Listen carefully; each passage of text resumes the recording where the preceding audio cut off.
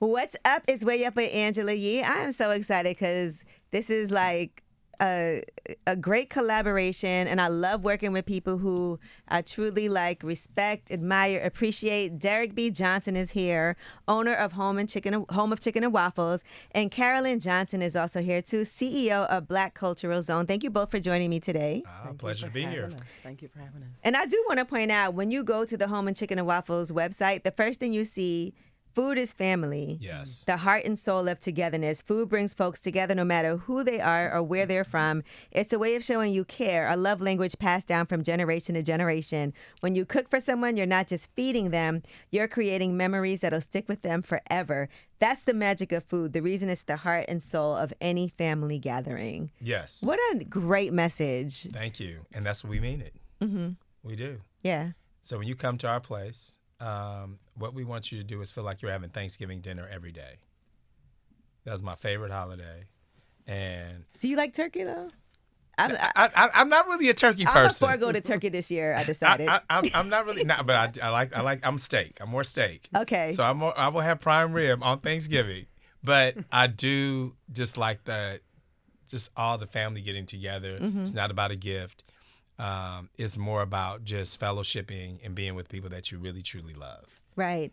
And we call it Indigenous Peoples Day as well. Yes. You know, when we think about what we're celebrating. Yes. And so just for people to have information, because I think, you know, Derreck B. Johnson is like a legend in his own right. For people that know him and know what you represent, just give a little background history on who you are. Well, a little history is definitely from Oakland. Represent Oakland very well. Love home. And really passionate about at this particular part. Well, I've always been, but at this time in life, representing everything, like Issa Rae said, I'm from everything Black. I want to make sure, and others, but I want to make sure that we take care of ourselves and really circulate the dollar in our community. I mean, we have had a lot of movements. We've had a lot of, activists. We have political leaders. But until we start circulating the dollar and collaborating like we're doing and do business with one another and put our money back into our community, that I don't feel that nothing is going to change. We have to take care of our own, and it's time to build our own communities. And so I'm representing my school. I'm a HBCU alum. Fisk University. Yes. Just got back from homecoming. Had an amazing experience. You said you're still on a high from Still on a high from homecoming. Yes, Nashville and Fisk University. Oh, man, it was great. But so that's my main mission, is to really make sure that we circulate the dollar in our community. And to that end, Coffee Uplifts People is on the menu. Yes, Coffee Uplifts People. And let me tell you, they love it. Oh, good. They love it. I have people coming back just buying drip coffee. Okay. All right. You know, we always sold coffee, but it wasn't like, no, I say, well, you want an. They say, no, we just want the drip is fine. I'm like, and we use Coffee Uplifts People for drip coffee. And I was so excited for this collab because I can't also wait to come there and eat, but that's a whole nother story. And we're going to do a brunch and host some fun things together. Yes, we're going to make it happen. Carolyn Johnson, talk to us about Black Cultural Zone and how that was born for you. Yeah. So I'm from Oakland as well, born and raised in East Oakland, and the Black Cultural Zone was born with artists who were trying to figure out how do they stop the gentrification and displacement of Black people in Oakland. There was a big transportation thing coming, and they knew it would be negative, and they said, we want a Black Cultural Zone. You know, Oakland was 51% Black. Now we're projected to be 10% by 2040. By 20. So we're disrupting that. She is disrupting that. So the Black Cultural Zone is a place, it's a collaboration, it's a CDC. And so we are acquiring properties actively, because if we don't own the properties, we'll be like tumbleweed, forever being moved. So our goal is to control the land in a land trust and make sure we take care of our people.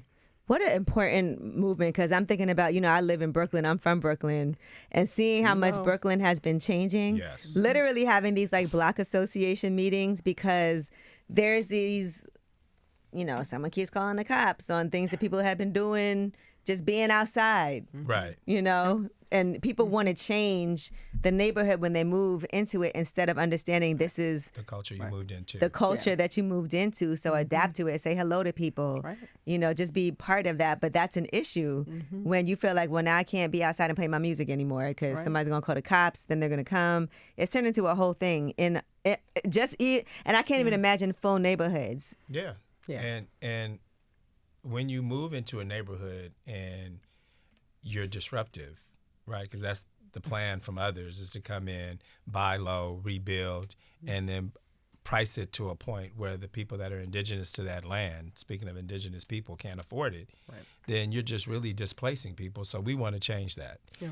We want to make sure Oakland has a rich Black history. We want to make sure through Black businesses. I'm not proud to say I'm the second oldest Black restaurant in Oakland, behind Everett & Jones Barbecue. Wow. And growing up, there were so many restaurants that I hate that to say that. I don't feel proud to say that statement. Like, why am I the second? Like, I'm fortunate that I have been in business for 22 years. I'm fortunate to partner with Cup and carry the coffee. But at the end of the day, we want longevity in our community. We want to be able to pass down from generation to generation. So when we're gone, they have a neighborhood to go to. They can go to a bank. They don't have to drive.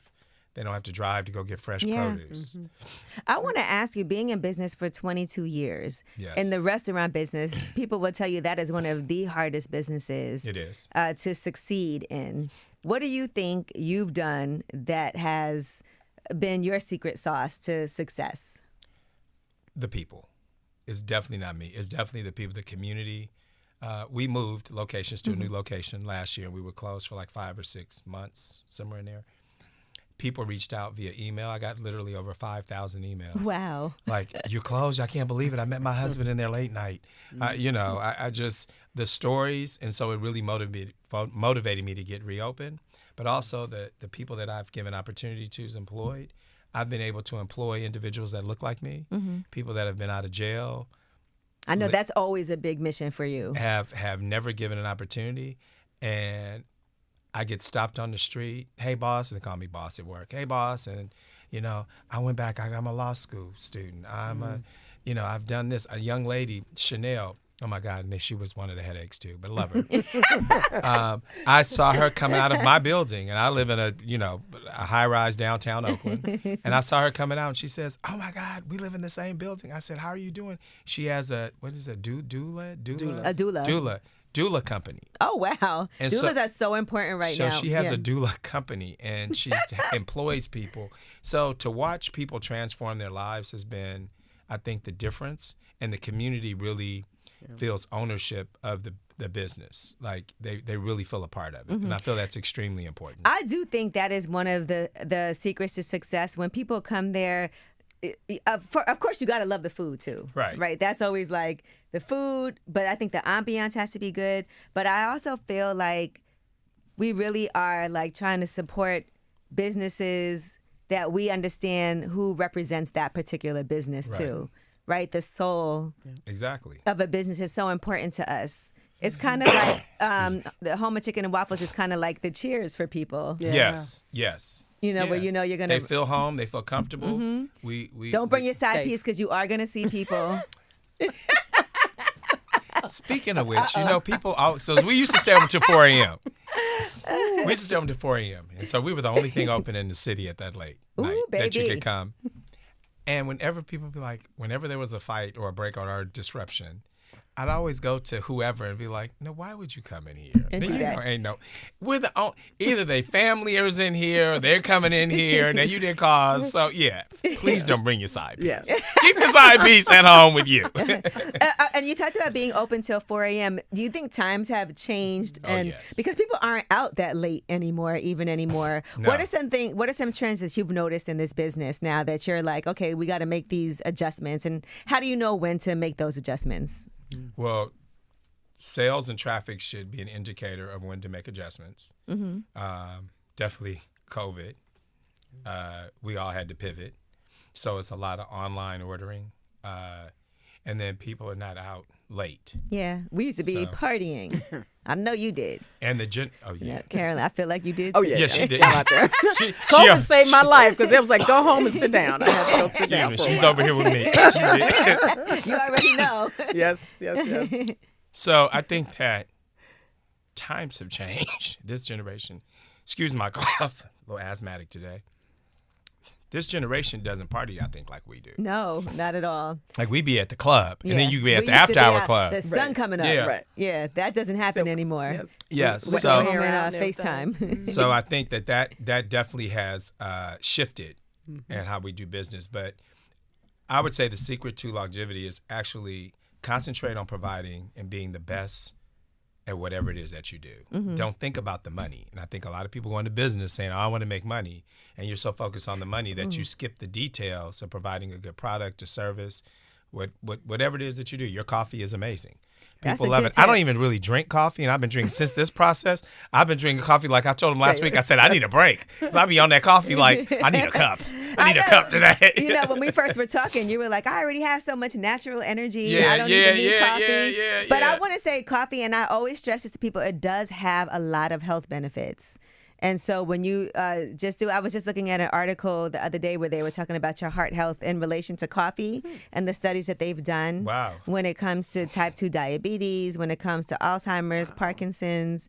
And I always tell people it's what you put in your coffee that can make it have other types of issues if you're putting a lot of heavy cream, sugars, things like that. But if you can drink coffee and understand that this is something that I think we always have this preconception of coffee or misconception that coffee is not good for you. Right. But the truth is that it does have a lot of health benefits. And I also want to reiterate, coffee does come from all black and brown places. Yes. And so when you go to other countries, when you go to Ethiopia, when you go to Jamaica, when you go to any of these places, when you go to Peru, like they drink coffee like, and it's natural. It's a standard. It's indigenous to them. And I think the beautiful thing about this is all of the wines in our business are black-owned female brands, and now our coffee. Hey, iBest Wines. Yeah. Hey, Ingrid.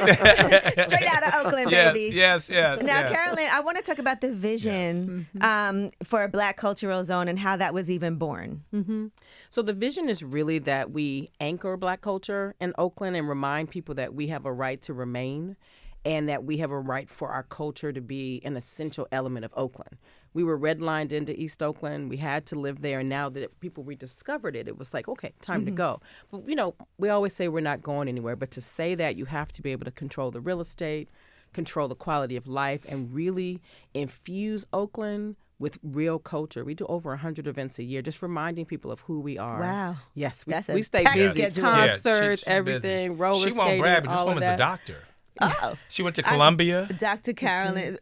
Yes. That's how I will further address you as Dr. Carolyn Johnson from here on out. Because My mother appreciates that. Yeah, she's very humble, and that's what I love about her. Yeah. So we have a goal of raising $5 billion over the next 10 years so that we can actively control 30% of all the commercial real estate properties and transactions in Oakland for our community. Literally to thrive. buying the block. Yeah, buying the block. What are some of the key projects that you have just to let people know and understand? So we have a Liberation Park Market Hall, which is affordable housing, 30,000 square feet of market hall space, food hall, event hall. Those are the big projects. So we have 3 of those in 12 different districts. And then we buy the properties around there to create the ecosystem. So we bought a church. It's now a performance venue. We bought a lot. It's going to be a food truck park. So the 12 districts in East Oakland, each one has a big project, and we buy little projects. So in the last 6 months, we bought 11 properties, and we're converting them from a church to a performance center, to all of those things. Because what we do when we buy properties, that we actually can hasten gentrification if we don't buy the properties around there. We're also buying apartments to house folks. About 10% of our 150 ambassadors that we hired in the last year or so, 10% are living in their cars currently. Wow. And so we need to buy lots to actually put ADUs on there so they have a place to live. All these things have to happen at the same time, long-term, short-term. So it's a lot of work. So $5 billion is our goal. I over can the see next 10 years. I see. Is there a plan to replicate this in other places? Because it feels like something you really laid down the groundwork with everything you've been doing. We've been touring. I mean, this is happening in Brooklyn. It's happening in New Orleans. It's happening in all of the cities that are port cities or places where there was redlining. Same metaphor has been happening. There's a book, I shouldn't promote it, but there's a book about how cities are built and how this gentrification is happening. It's a plan. So Oakland can't be alone. We have to connect across the country. Yes. And I think people look to Oakland around the world because the home of the Black Panther Party, which we are a descendant of that. So much history. So we have to lead and we have to share. So that's what we're trying to do, is make sure we connect across the country. Derreck, I already know there's some plans. Okay. Yes. Can we talk about Yes. what's the plans The for? plan, we got to have cup. Okay. We're gonna have Cup in that market hall. Oh, absolutely. You got Detroit, you got Brooklyn. We're gonna have Cup. It's gonna be at that market hall. And I know that you are looking to see for other businesses in that Yes. market hall because Yes. literally you were talking about, okay, we got to get some of our other Yes. great brands to come and be part of that market hall and that system. We want that market hall when you walk in there for the whole culinary scene of African descent to be represented. So we want chefs from New York. You talked about Kwame. Chef JJ. We just did the cookout. The cookout was such an amazing experience. Okay. It's an event, an annual event that he does where he brings together different chefs from all over and different types of cuisines. And it's just a pop-up, but I couldn't imagine what that would be like to have that be something more permanent. Right. Yes. And so we want that market hall when you walk in there, you get to experience all of that. The diaspora. I got to link you with Chef JJ. On a daily basis. And I love this that we can connect and say, okay, how can we, because I feel like we just all have so much that we can offer when it comes to, even if financially everybody listening can't do something, think about relationships that you have, support that you can give, just referrals, even posting about it, spreading the word. Like we are really like. We do something. CJ's gotten me. We call her CJ. CJ's gotten me on Dr. this. CJ. No, Dr. CJ. Dr. CJ. Thank you for the correction. Dr. CJ. Dr. CJ has me on How Black Are You Today? No, seriously. So, for example, my hoodie comes from my frat brother, K, Psi Fraternity Incorporated. Shout out to the Noops. This is Black brand. Okay. I bought it at the bookstore. My pants are a Black designer. Now, my jewelry and stuff's How not, so we're black going to are work you on that. today? But how black are you today? And if you can say you're 30% Black with what you're wearing, then that can transcend Let me see over what to I got other. on. Yeah, so it makes you This think. counts. This is But every like her braiding my hair. These sneakers are from Kyrie Irving, his collab That's with beautiful. Anta. Yeah. There you go. So if we just start thinking that way, then what that's doing is, for my purpose and my goal is to, if you think that way, then you're starting to circulate that dollar. Right. And if it's not a dollar, you can circulate your network. If you need a connection to something, like those of us that have a network and know people, stop gatekeeping. Right. Yeah. If you can expose, and I don't need to monetize. If you need to meet somebody, if I know them, we have to. That's how we build. Yeah. I also, speaking of building, we are having an event at Coffee Uplifts People. Yes. And shout out to Maya Harris. Yes. And Shonda Scott is going to be in conversation with Maya Harris. Yes. And so the book is called Give Me a Year. Yes. Yes. Now tell me about Give Me a Year, because I know. So no, Give Me a Year, like Shonda, and it's funny, I've been knowing Maya and Shonda since high school. And so Shonda just went on this quest. She wanted to just do something different. Like there's things that she thought of and dreamed of doing and just always let fear held her back. And so she did it with the swimming challenge. She had a bold one, though. She swam from Alcatraz to San Francisco. Now that's... I can't even swim. It was over for me in the first minute. But, freezing waters. Freezing waters, shark-infested waters. No. Let's start there. But she did it. And so from there, she went on to do...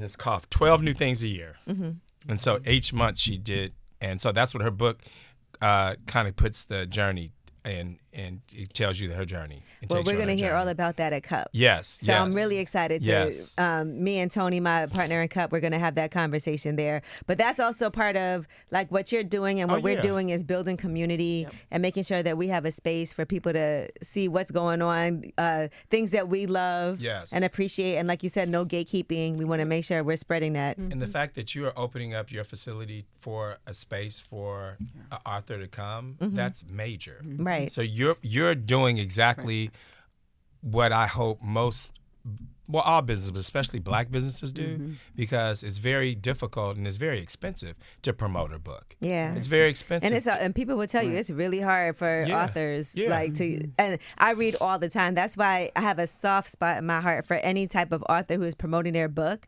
If there's a way that I can uplift that, like Coffee Uplifts People, but if there's any way that I can do that, that's something, especially something that's quality and amazing that I would refer, that I would read on my own. I would love to do that. Yes. Well, you are participating in the change. And so What do you say, shout out Derreck, to all you. the time? We are who we've been waiting for. Yes, we are. We are. We are who we've been waiting for. Nobody's gonna come save us. No. We have to save ourselves. That sounds like a shirt. Hold like on. it. What color? What color? What kind? Scratch that. Edit It's that already out. gone. It's already copyrighted. Yes. 5 seconds, AI did it. AI did it. Man, Yes. and AI is helping a lot, though, with businesses, Yes, right? Are we yes. all implementing? Absolutely. Yes. Yeah, okay. We're Yeah. absolutely tech forward at the Black Culture Zone. You cannot, as a nonprofit, with how they fund you, it doesn't break even. Yeah. And so we have to embed tech and AI in every level in order for us to actually generate enough to be able to survive. It's interesting, the nonprofit industrial complex. My background is as a real estate developer. When I really got into nonprofits, I was like, oh, this is, you give us $5,000 and want us to have 50,000 interactions. Right. That's impossible. Right. So AI is critical. And, we always say in Oakland, AI, and you combine that with our African intelligence, AI squared, we got this.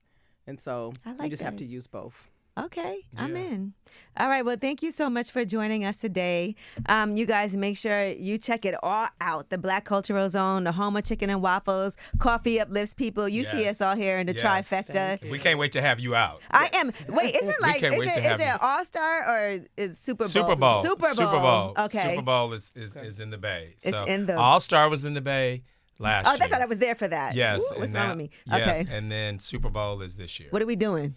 We're gonna set it out. What are we doing? We're gonna have a coffee uplifts people week. We're gonna have a super cup. The super cup. We're gonna do the super cup. I got to make sure everybody who's going out there for Super Bowl. Oh yes, they gotta come through. And you will Home of love chicken and you will waffles. love our place. Yeah. You will love it. I already could see. Like, gonna I love haven't it. been to the new spot yet, but Yeah, I'm you gonna- definitely, you we're gonna love planning it. our trip now. Come on. We'll make it happen. All right. It's way up for real.